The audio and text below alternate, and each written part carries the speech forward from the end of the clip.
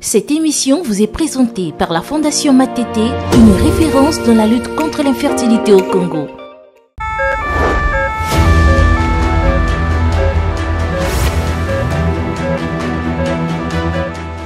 Le cœur joue un rôle indispensable dans la circulation sanguine.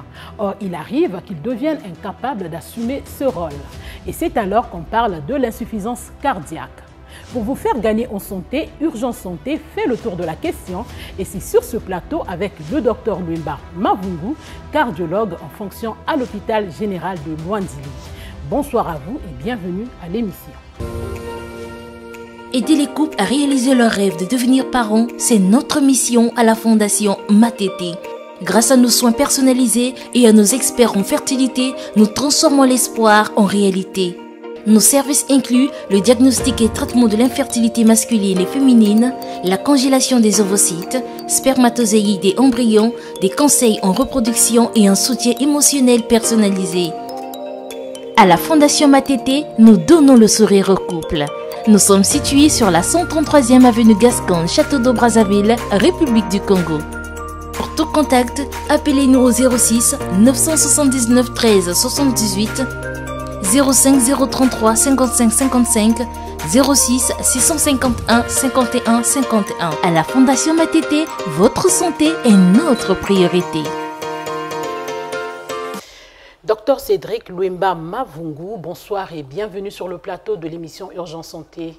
Bonsoir, Madame Zinga. Alors, je rappelle que vous êtes cardiologue en fonction à l'hôpital général de Luandili. Bien sûr. Et ce soir, avec vous, nous allons parler de l'insuffisance cardiaque. Qu'est-ce que ça vous fait d'aborder une telle thématique? Alors, aborder la question de l'insuffisance cardiaque est une aubaine pour moi, qui suis cardiologue, parce que au quotidien, je suis confronté à la question de l'insuffisance cardiaque. Nous allons certainement le voir dans les débats, que l'insuffisance cardiaque est l'aboutissement de toutes les maladies qui touchent le cœur. Toutes les situations qui dérangent le cœur peuvent aboutir à une insuffisance cardiaque. Et donc, tous les jours, on est confronté à cette question. Ainsi donc, parler de l'insuffisance cardiaque sur votre chaîne de télévision me permet d'apporter un message au grand public. C'est un bonheur pour moi de venir parler de cette... Un véritable bonheur. Alors, l'on ne peut mieux appréhender ce sujet sans comprendre le rôle du cœur dans la circulation sanguine, dans cette question de l'insuffisance cardiaque. Qu'est-ce qu'il en est? Quel est le rôle du cœur? Alors, du point de vue physiologique, le cœur est un organe qui, en termes simples, est une pompe. Une pompe. Il s'agit d'une pompe qui permet de propulser le sang sur toute la circulation générale. Alors, donc le cœur, dans sa structure anatomique, est assimilable à un avocat. Si vous prenez un avocat et que vous le coupez, vous allez voir tout d'abord la peau de l'avocat, ensuite la chair de l'avocat, et après vous verrez la membrane, une fine membrane qui est accolée à la chair de l'avocat. Et donc, le cœur a une structure de cette nature. La première tunique du cœur, donc la première membrane, c'est le péricarde. C'est une membrane qui recouvre le cœur. Le cœur. Et la deuxième tunique, donc la deuxième couche, c'est le myocarde, le muscle cardiaque. Du cœur. Et enfin, la troisième tunique, c'est cette petite membrane-là que nous appelons endocarde. Et donc, une atteinte de chacune de ces trois membranes, l'atteinte de chacune de ces trois membranes peut aboutir à une insuffisance cardiaque. Alors donc pour mieux cerner, pour mieux comprendre notre thématique, c'est quoi finalement l'insuffisance cardiaque? Alors l'insuffisance cardiaque, de façon simpliste, c'est l'incapacité du cœur d'assumer son rôle, donc de propulser le sang, de pomper le sang de façon à satisfaire les besoins de l'organisme. Et juste par curiosité, combien de litres de sang le cœur doit-il pomper par minute? Environ 5 litres. Environ 5 litres. Nous évoluons, docteur. Est-ce que l'insuffisance cardiaque est synonyme de vieillissement, ou si vous voulez, qui peut être touché par cela? Non, l'insuffisance cardiaque n'est pas toujours synonyme de vieillissement. parce que à tout âge, on peut être atteint d'une insuffisance cardiaque. Donc, les bébés, les personnes, les adolescents, les personnes, les adultes jeunes, les personnes âgées, tous, quel que soit l'âge, on peut être confronté ou on peut être touché par l'insuffisance cardiaque, selon les causes de cette insuffisance cardiaque. Alors, parlons des causes. Qu'est-ce qu'il s'y est de savoir à propos? Alors, comme on l'a dit, toutes les tuniques peuvent être des causes de l'insuffisance cardiaque. La liste ne va pas être exhaustive. Mais il faut savoir que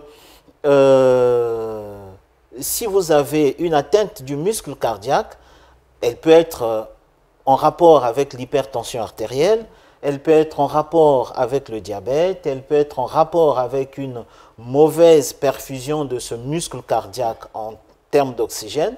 Ça peut aboutir à une insuffisance cardiaque. On a parlé de la membrane fine qui est accolée à la chair. Cette membrane peut aussi entraîner des cas d'insuffisance cardiaque que nous appelons des maladies des valves. Donc, si vous avez une maladie des valves, ce que l'on retrouve souvent chez des enfants, grands enfants, surtout autour de 13, 14, 15 ans, jusqu'à 17, 18 ans, on peut avoir des cas d'insuffisance cardiaque chez des personnes de cette tranche d'âge en rapport avec une atteinte des valves cardiaques. Et ça, c'est lié à la troisième tunique qui est accolée au muscle cardiaque. Donc, on ne peut pas établir une liste exhaustive des causes d'insuffisance cardiaque. Cependant, dans notre milieu, on sait que chez les enfants, la raison la plus prépondérante de l'insuffisance cardiaque, c'est les maladies valvulaires, qui sont en rapport avec une atteinte de l'endocarde, donc la troisième couche. Et chez les personnes des adultes jeunes, la première cause d'insuffisance cardiaque, c'est l'hypertension artérielle, et qui passe par l'atteinte du myocarde. Est-ce qu'à ce moment-là, les causes se confondent aux facteurs de risque, ou bien il y a une nuance? Ah non, il y a des causes qui sont confondues à des facteurs de risque. Nous savons qu'il y a un certain nombre de facteurs de risque, donc des éléments qui sont associés à une probabilité forte de survenue d'une maladie cardiaque. Et ces éléments, on les retrouve en deux catégories. Il y a des facteurs de risque que nous appelons non modifiables et des facteurs de risque modifiables. Des facteurs de risque non modifiables, c'est l'âge et le sexe. Parce qu'on ne peut pas modifier l'âge, on ne peut pas modifier le sexe. Les facteurs de risque modifiables sont des facteurs de risque sur lesquels nous, humains, nous pouvons agir. Et ces facteurs de risque sont, on peut les citer, une hypertension artérielle, le diabète, la consommation de tabac, la sédentarité, l'obésité et les problèmes de cholestérol. Toutes ces situations sont associées à une forte probabilité de survenue de maladies cardiaques, dont des maladies cardiovasculaires, dont l'insuffisance cardiaque. Alors, pour ne revenir que sur l'hypertension artérielle, quel est le lien? Tout à l'heure, vous avez dit que l'insuffisance cardiaque, c'est l'incapacité du cœur à pomper le sang. Et quel est le lien entre l'hypertension artérielle et l'incapacité du cœur à pomper le sang? Alors, quand on est hypertendu, si la pression artérielle n'est pas normalisée, donc si on n'a pas de traitement contre l'hypertension artérielle, on laisse le cœur être confronté à une forte pression. Le cœur d'une personne qui a une tension artérielle élevée effectue un travail double, on peut dire, un effort de plus. Et plus il travaille, son muscle va prendre un coup. Ce muscle va commencer d'abord par s'hypertrophier, c'est-à-dire augmenter d'épaisseur, mais ensuite, les fibres musculaires vont s'étirer pour faire une dilatation des cavités cardiaques et réduire ou diminuer la performance de ce cœur. Donc, quand on est hypertendu, on a des risques de développer une insuffisance cardiaque, surtout si cette tension n'est pas prise en charge. Alors, quels sont les signes précoces de la maladie? Parlons donc de l'insuffisance cardiaque. Il faut d'abord rappeler que le cœur a deux ventricules. Il y a le ventricule gauche et le ventricule droit. L'incapacité du ventricule gauche va entraîner des signes d'insuffisance cardiaque gauche. Ces signes d'insuffisance cardiaque gauche commencent par une accélération de la fréquence cardiaque. Du rythme cardiaque? Oui, la fréquence cardiaque va s'accélérer et la personne va commencer par ressentir un essoufflement à l'effort. L'essoufflement commence d'abord aux efforts importants, ensuite apparaît aux efforts de moins en moins importants. Et ces patients-là, à un stade donné de l'évolution, vont avoir une difficulté à s'allonger, une difficulté à effectuer le moindre geste dans la vie, les moindres mouvements de la vie, et il y a aussi la toux qui peut accompagner cet étouffement. Et quand c'est le ventricule droit qui est incompétent, le malade va commencer par avoir une augmentation du volume du foie, et cette augmentation du volume du foie va entraîner des œdèmes des membres inférieurs. Quand vous parlez des œdèmes de façon donc simple, des pieds qui sont enflés, voilà. Des pieds qui sont enflés. Vous avez des patients qui ont les deux pieds enflés. Et le ventre aussi qui est enflé, ballonné à un niveau donné, à un stade donné de l'évolution. Et quand chez le même malade, on retrouve les signes de l'insuffisance cardiaque gauche et les signes de l'insuffisance cardiaque droite, nous disons qu'il s'agit d'une insuffisance cardiaque globale. Mais on peut partir d'une insuffisance cardiaque gauche pour avoir une insuffisance cardiaque globale, ou on peut juste n'avoir que l'insuffisance cardiaque droite. Donc tous ces signes devraient attirer l'attention du public, hein, des personnes le public qui nous suit, que quand dans votre milieu vous avez une personne qui n'arrive pas à effectuer des efforts de la vie courante, elle est tout le temps essoufflée quand il s'agit d'un effort de la vie courante, fatiguée, et puis avec quelquefois des palpitations, des sueurs, il vaut mieux se rapprocher d'un médecin qui pourra faire le diagnostic de l'insuffisance cardiaque. Et quand tous ces symptômes apparaissent, il n'y a pas de douleur, il n'y a pas de fièvre? Il n'y a pas toujours de la fièvre. Pas toujours de la fièvre, pas toujours des douleurs.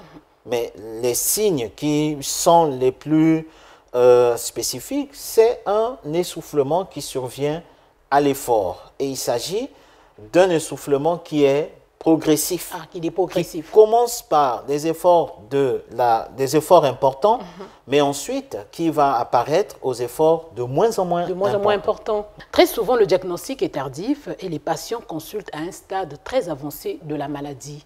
En s'appuyant sur votre expertise, sur votre analyse, qu'est-ce qui occasionne cela? La première raison, je pense, pour laquelle nous recevons des patients de façon tardive, c'est le manque d'information. C'est pour ça, cette occasion est propice pour nous, pour délivrer un message auprès de la population, de savoir qu'il est toujours important de se rapprocher au plus vite d'un service de santé pour avoir une idée de son état de santé. Quand on a un signe comme un essoufflement à l'effort ou bien une toux qui ne vous quitte pas, surtout en période nocturne, il vaut mieux vite se rapprocher d'un médecin. Quand on a commencé à avoir des pieds qui s'enflent ou bien le ventre qui est ballonné, sans raison, comme ça, un matin vous vous réveillez. On peut avoir des raisons, mais il faut savoir aussi que les signes d'insuffisance cardiaque ne sont pas toujours des signes qui surviennent de façon brutale.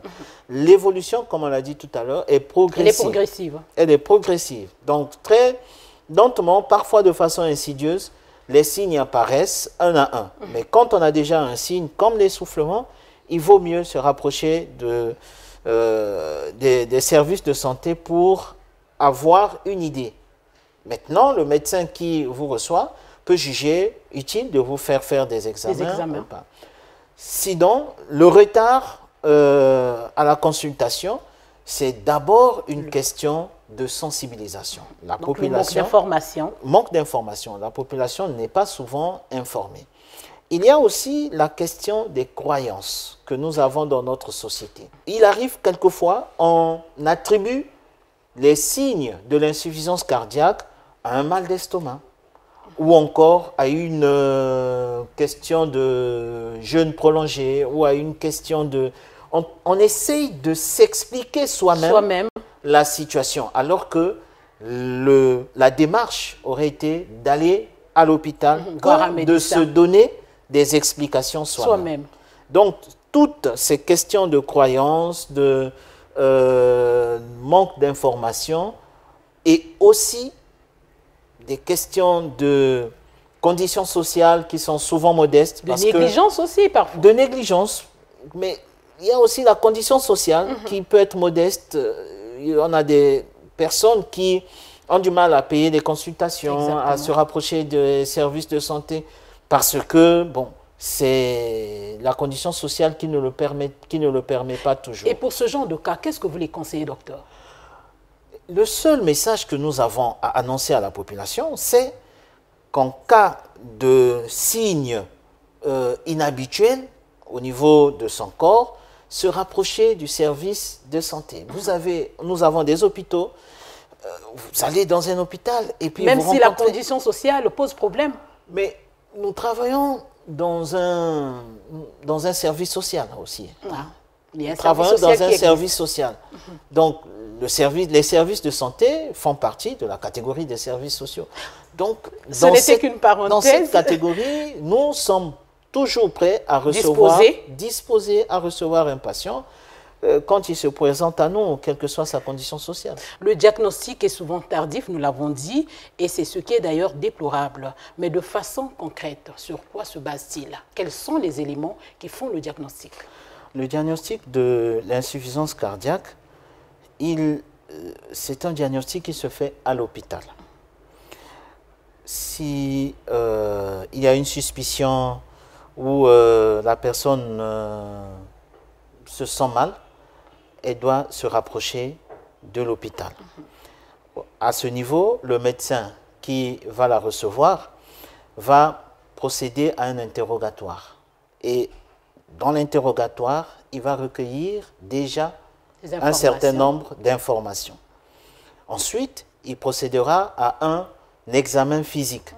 Cet examen physique lui permettra de prendre la tension, d'écouter le cœur, d'écouter les poumons, de palper le ventre. Bref, il aura un certain nombre d'autres éléments qui vont s'ajouter à ceux qu'il a déjà eus au niveau de l'interrogatoire. Lors de l'interrogatoire.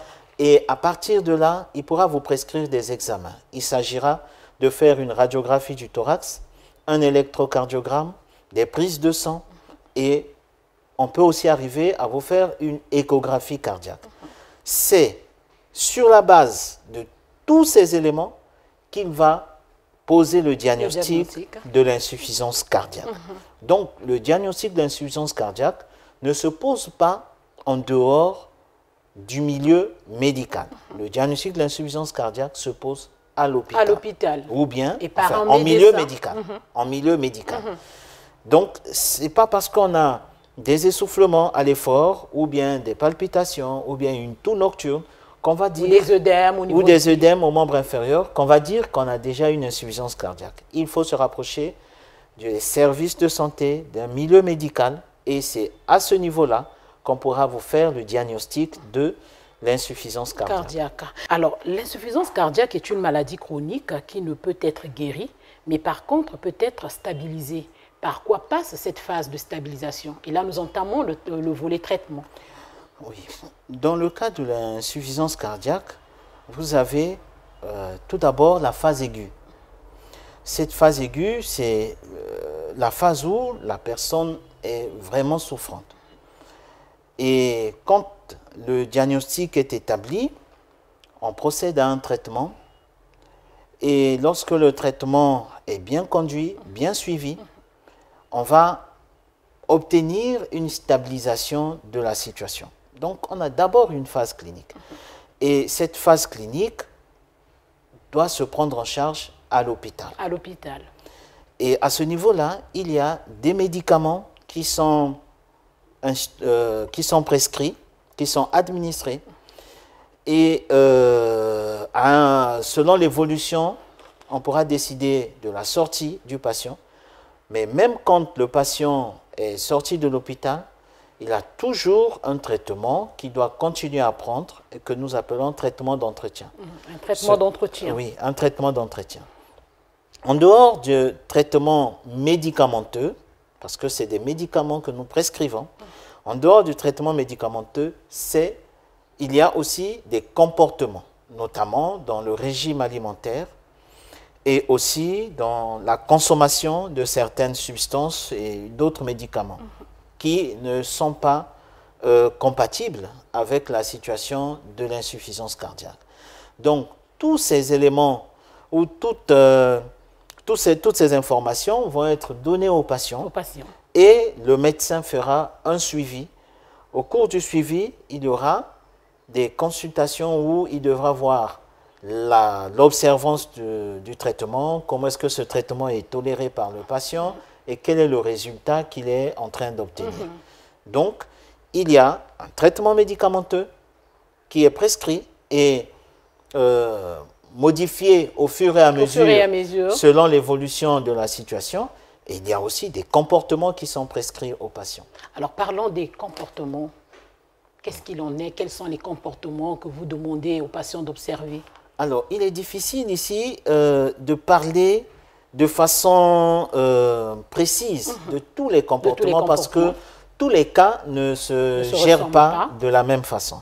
Mais on peut retenir de façon générale qu'un patient qui est porteur d'insuffisance cardiaque ne devrait pas consommer beaucoup de sel.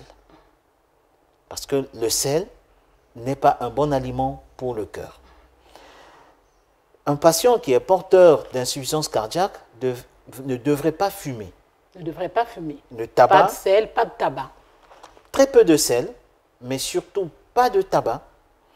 Et aussi très peu ou pas d'alcool. Il y a aussi des médicaments que... Je vous en prie, docteur, il faut faciliter la compréhension du grand public.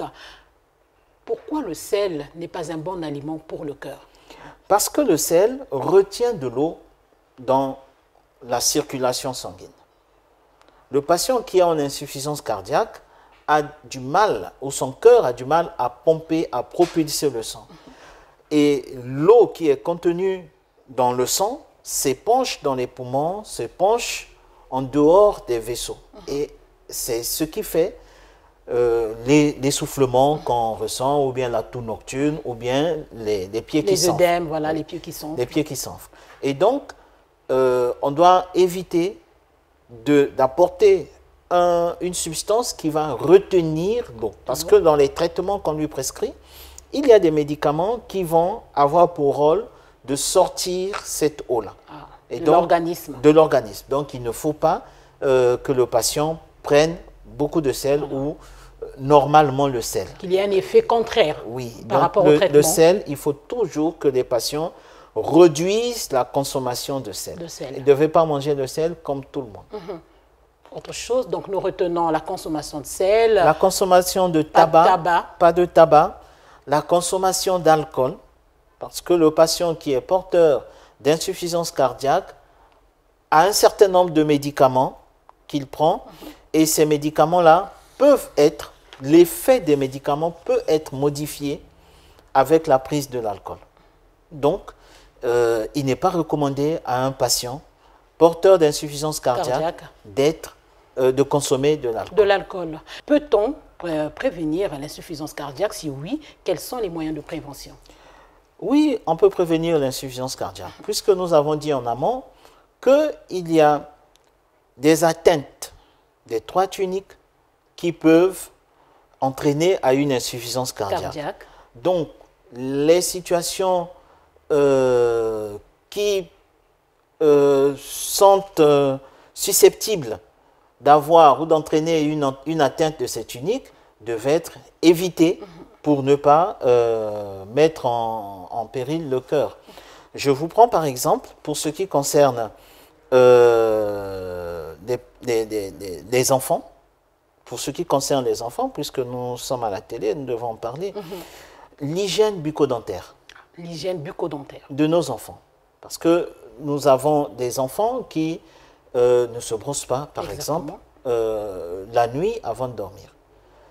Le fait de ne pas se brosser la nuit avant de dormir peut être un risque pour le cœur. Pour le cœur. Parce qu'à partir de là, il y a une carie dentaire qui peut se développer et le microbe qui provoque la carie dentaire sécrète une substance ou un venin qui va petit à petit, de façon très lente, c'est étonnant, docteur, ça va jusque-là?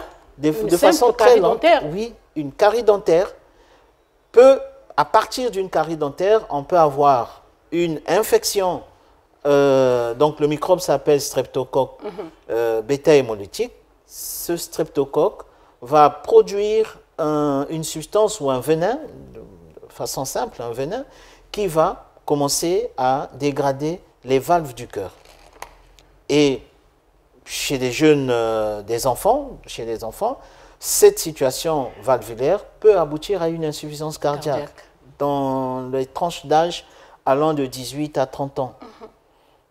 Voilà. Donc, on peut avoir des situations de maladie cardiaque qui sont en rapport avec des cas de carie dentaire qu'on a eu dans la jeunesse et même des cas d'angine qui ont été mal soignés. Des cas d'angine aussi, docteur. Donc, à partir de là, la prévention consistera à bien traiter les angines, à bien traiter les cas de carie dentaire et aussi à avoir une bonne hygiène bucco-dentaire. Je voudrais revenir, docteur, parce que je vois déjà le public en train de s'étonner. Une simple angine, docteur, conduire à l'insuffisance cardiaque? Comment parler d'une simple angine alors qu'il s'agit d'un microbe? Un microbe ne peut pas être simple. Parce que le microbe, en tout cas les microbes qui sont méchants dans l'organisme, provoquent des maladies. Des maladies. Et donc tous les microbes qui sont méchants n'entraînent pas des maladies simples. Une angine n'est pas une maladie simple. Et donc ce microbe va transiter vers le cœur comme ce microbe produit une lysine. Le microbe produit un venin, on va dire, simplement, un venin. Donc ce venin-là passe dans le sang et arrivé au niveau du cœur, c'est-à-dire que sur la troisième couche du cœur, celle qu'on a dit l'endocarde, à partir de là, donc les valves du cœur vont commencer à être touchées, vont se détruire petit à petit, de façon insidieuse, jusqu'à aboutir à une insuffisance cardiaque. Les autres mesures qu'on peut conseiller, c'est d'avoir une bonne maîtrise de la tension artérielle. Quand l'hypertension artérielle n'est pas bien traitée, quand la pression artérielle n'est pas au bon niveau, le cœur souffre. Mais cette souffrance du cœur va à la longue aboutir à une insuffisance cardiaque. Pareil, quand on est diabétique et que les traitements ne sont pas bien suivis, la glycémie n'est pas au bon niveau, à la longue, cette glycémie va endommager le cœur et entraîner une insuffisance cardiaque.